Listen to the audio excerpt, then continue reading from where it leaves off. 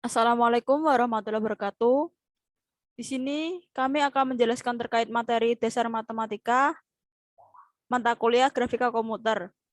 Di sini kami kelompok 9 dengan anggota saya sendiri Dia Siti Fatimah Azhara dengan NIM 4611 419056.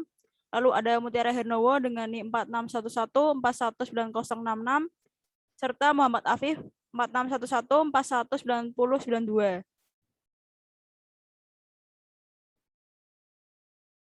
Sistem koordinat. Di sini ada dua jenis, yaitu ada koordinat nyata dengan pengertian koordinat yang pada saat objek yang bersangkutan itu berada.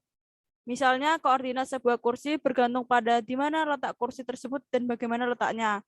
Lalu ada koordinat kartesian di mana setiap titik ditentukan lokasinya melalui pasangan nilai X dan Y, di mana nilai koordinat X bertambah positif dari kiri ke kanan, lalu nilai Y bertambah positif dari bawah ke atas. Terlihat pada tampilan tersebut. Lalu ada koordinat layar, di mana arah sumbu koordinat layar berkebalikan dengan yang digunakan di koordinat kartesian. Pada layar komputer, sumbu X bertambah positif ke kanan dan sumbu Y bertambah positif ke bawah.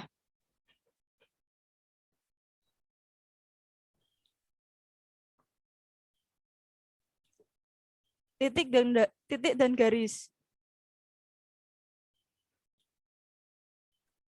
Titik yaitu mengkonversi sebuah koordinat tunggal yang diberikan oleh sebuah program aplikasi dalam suatu operasi tertentu dengan menggunakan peralatan output.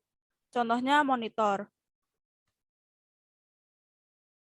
Sedangkan garis dibuat dengan menentukan posisi titik di antara titik awal dan akhir dari suatu garis, yaitu X1, Y1, dan X2, Y2.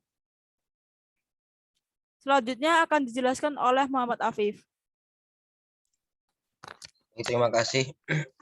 Yang selanjutnya yaitu ada pixel atau bisa disebut dengan picture element. Ya, pixel adalah unsur gambar atau representasi sebuah titik terkecil dalam sebuah gambar grafis. Monitor ribuan pixel terbagi dalam baris-baris dan kolom. Semakin tinggi jumlah pixel yang tersedia dalam monitor, maka semakin tajam pula gambar yang mampu ditampilkan oleh monitor tersebut. Lalu selanjutnya ada vektor. Apa itu vektor? Vektor adalah selisih antara dua titik. Dan vektor itu memiliki ciri-ciri yaitu mempunyai arah dan panjang. Nah, contohnya seperti ini ada di bawah ini. Terdapat titik P1 pada koordinat 1,3, lalu ada P2 dengan koordinat 6,7. Nah, di sini kita bisa mendapatkan vektornya, yaitu dengan mengurangi P2 dengan P1. Nah, bisa disebarkan di bawahnya X2 dikurangi X1 dan Y2 dikurangi Y1. Maka mendapatkan 6 kurangi 1 dan 7 dikurangi 3. Maka didapatkan 5,4 seperti itu. Nah, untuk perhitungan vektor itu sendiri terdapat rumusnya, yaitu yang berada di kiri ini mutlak V sama dengan akar Vx kuadrat ditambah Vy kuadrat. Bisa digambarkan di bawah seperti ini. Lalu selanjutnya untuk penambahan vektor, cara untuk menambahkan vektor yaitu dengan misal V1 ditambah V2, maka akan menjadi dalam kurung V1X ditambah V2X, V1Y ditambah V2Y. Bisa digambarkan dengan gambar di bawah ini. Nah, untuk perkalian vektor, di sini terdapat dua jenis perkalian, yaitu scalar product dan cross product. Untuk scalar bisa kita lihat bedanya berada di titik ya. Yang di sini, yang di kiri ini ada A titik B sama dengan mutlak A titik mutlak B cos delta. Lalu untuk cross product mutlak A kali B sama dengan mutlak A dot mutlak B sin delta. Seperti itu.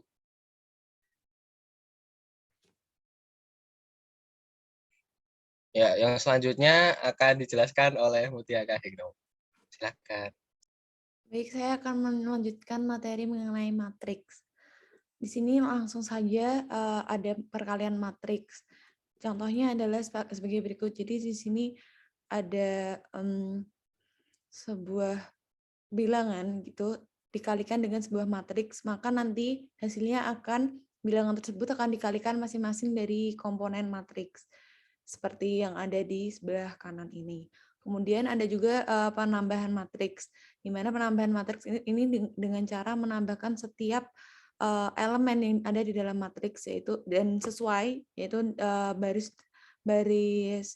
dengan baris pertama kolom pertama dengan baris pertama kolom pertama pula.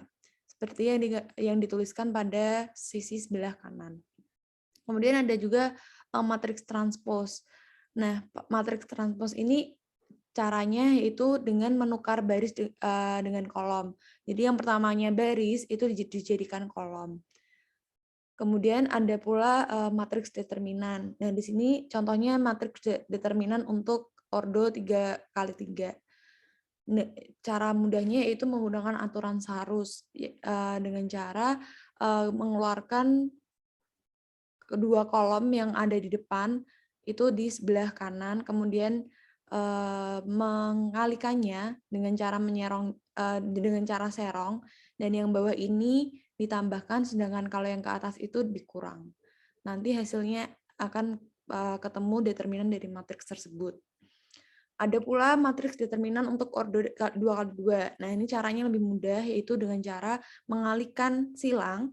Jadi antaranya baris pertama kolom pertama dengan baris kedua kolom kedua, dan juga baris pertama kolom kedua dengan baris kedua kolom pertama.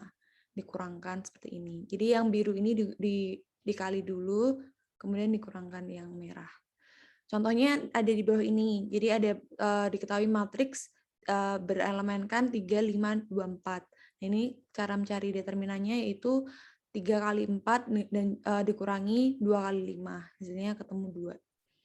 Kemudian ada matriks inverse dengan ordo 2 kali 2, di mana syarat dari matriks inverse ini AD dikurangi BC ini tidak boleh sama dengan 0, karena kan nanti akan dibagi. Kalau sama dengan 0, maka hasilnya tidak terdefinisi. Dengan rumus sebagai berikut ini. Kemudian ada pula matriks inverse dengan ordo 3 kali 3, sama caranya itu dengan menggunakan adjoint seperti ini, namun dia menggunakan determinan dari matriks 3 kali 3. Sekian presentasi dari kelompok kami. Mohon maaf apabila terdapat banyak kesalahan dan kekurangan dalam memaparkan materi. Terima kasih atas perhatian semuanya. Wassalamualaikum warahmatullahi wabarakatuh.